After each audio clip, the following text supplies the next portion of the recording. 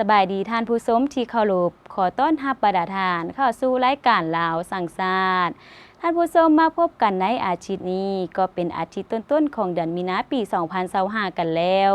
และในเดือนมีนานี้ก็เป็นเดือนหนึ่งที่มีความหมายและความสำคัญก็คือวันสร้างตั้งแม่หญิงสากลครบรอบ115 ปีและวันสร้างตั้งพรรคประชาชนปฏิวัติลาวครบรอบ70 ปีเอาล่ะท่านผู้ชมต่อไปจะให้ประทานได้ติดตามรับชมผลงานการเคลื่อนไหวเวียกงานต่างๆของศูนย์กลางแนวลาวสร้างชาติซึ่งระยะที่1นั้นจะให้ประทานได้ติดตามรับชมศูนย์กลางแนวลาวสร้างชาติหวนคืนมูลเสื้อแห่งการกำเนิดและการเติบใหญ่ของพรรคประชาชนปฏิวัติลาวครบรอบ70 ปีและระยะที่2จะให้ประทานได้ติดตามรับชมเนื่องในโอกาสวันสร้างตั้งพรรคประชาชนปฏิวัติลาวครบรอบ70 ปีสหายดร.นางอินละวานแก้วบุญพันธ์กรรมการศูนย์กลางพรรคห้องเลขาคณะพรรคห้องประธานศูนย์กลางในลาวสังสาได้สัมภาษณ์ให้ฮู้เกี่ยวกับมูลเสื้ออันสง่าองอาจและผลงานการสิ้นนำพาของพรรคประชาชนปฏิวัติลาวตลอดระยะ70 ปีผ่านมาซึ่งเนื่องในเป็นคือแนวใดเอาเป็นว่าเฮาไปติดตามรับชมพร้อมๆกันศูนย์กลางแนวลาวสร้างชาติจัดพิธีปาฐกถาวันสร้างตั้งพรรคประชาชนปฏิวัติลาวครบรอบ70 ปี22 มีนา 1955 หา 22 มีนา 2025เป็นเกียรติปาฐกถาโดยสหายศิลวงศ์ขุดไพฑูรย์กรรมการกรมการเมืองศูนย์กลางพรรคเลขาคณะพรรคประธานศูนย์กลางแนวลาวสร้างชาติทั้งเป็นหัวหน้าอนุกรรมการโฆษณาขบวนการ3วันประวัติศาสตร์ของพรรคของชาติเข้าร่วมมีบรรดาสหายคณะพรรคศูนย์กลางแนวลาวสร้างชาติบรรดาสหายการนำองค์การจัดตั้งมหาชนขั้นศูนย์กลางองค์การภาคีกรรมการศูนย์กลางแนวลาวสร้างชาติอ้อมข้างคณะที่ปรึกษาและครูร่วมงานครอบครัวการนำและพนักงานอาวุโสบำนาญตั้งหน้าบรรดาศาสนาต่างๆแนวลาวสร้างชาตินครหลวงเวียงจันทน์พร้อมด้วยสมาชิกพรรคพนักงานรัฐกรภายในศูนย์กลางแนวลาวสร้างชาติเข้าร่วมที่ห้องประชุมใหญ่ชั้น2ในวันที่27 กุมภาพันธ์ 2025โอกาสนี้สหายประธานศูนย์กลางแนวลาวสร้างชาติได้ยกให้เห็น3เนื้อในใหญ่เป็นต้นขบวนวิวัฒน์แห่งการกำเนิดของพรรคประชาชนปฏิวัติลาวบรรดาปัจจัยและเงื่อนไขในการสร้างตั้งพรรคประชาชนปฏิวัติลาววันที่22 มีนา 1955 70 ปีแห่งการชี้นำพาของพรรคประชาชนปฏิวัติลาวในแต่ละระยะเช่น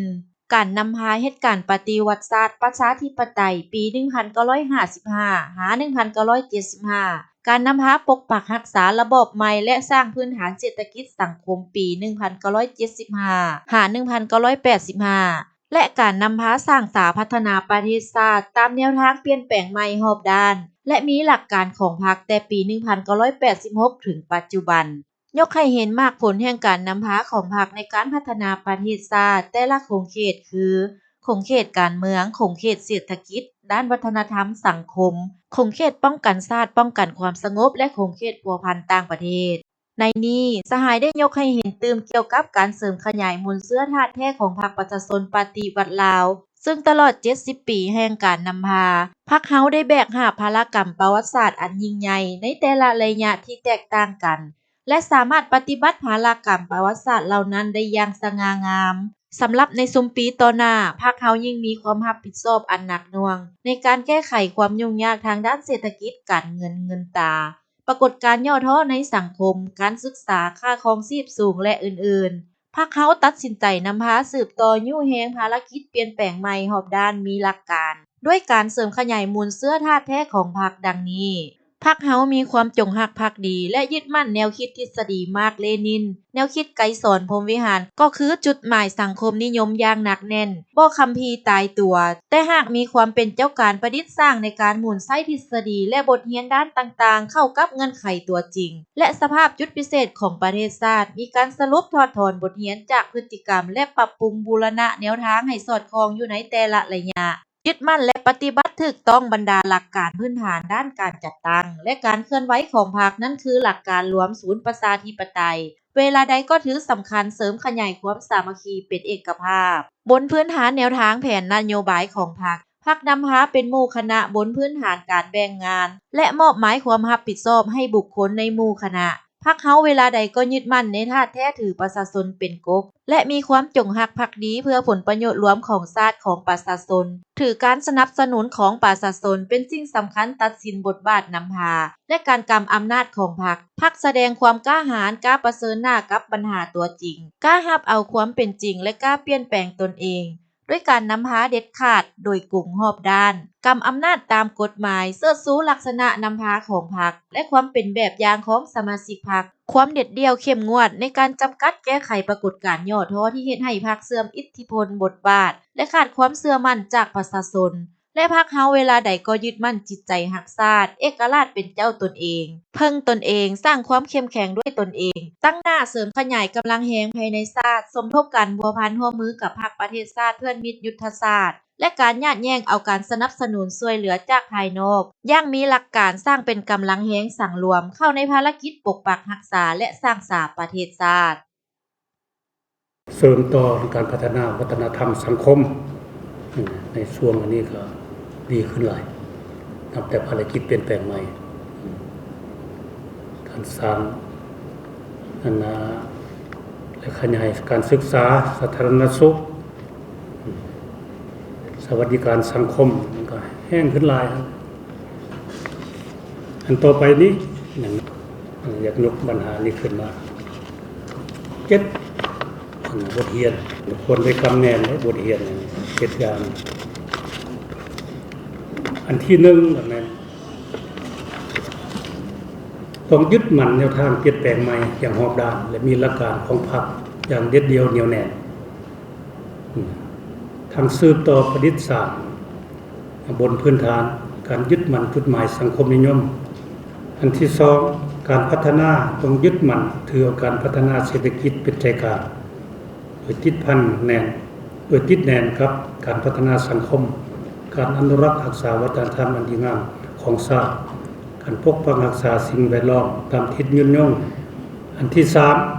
3หันลงก่อสร้างรากฐานการเมืองถือการพัฒนาชนบทเป็นเวียงรอบด้านแข็งแรงต้องดำเนินการอย่างเรื่องนี้เรียนติดอันที่4เพิ่มทวีความเป็นพึกแผ่นของปวงชนชาวทางชาติภายใต้การนำพาของพรรคถือนี้เป็นกำลังแห่งชนะเลิศและเป็นปัจจัยพื้นฐานให้แก่การสร้างและรักษา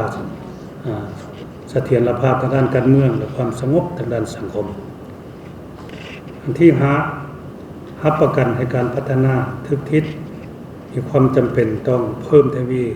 ความสามารถนำพาและกำลังแห่งของคณะพรรคแต่ละขันที่6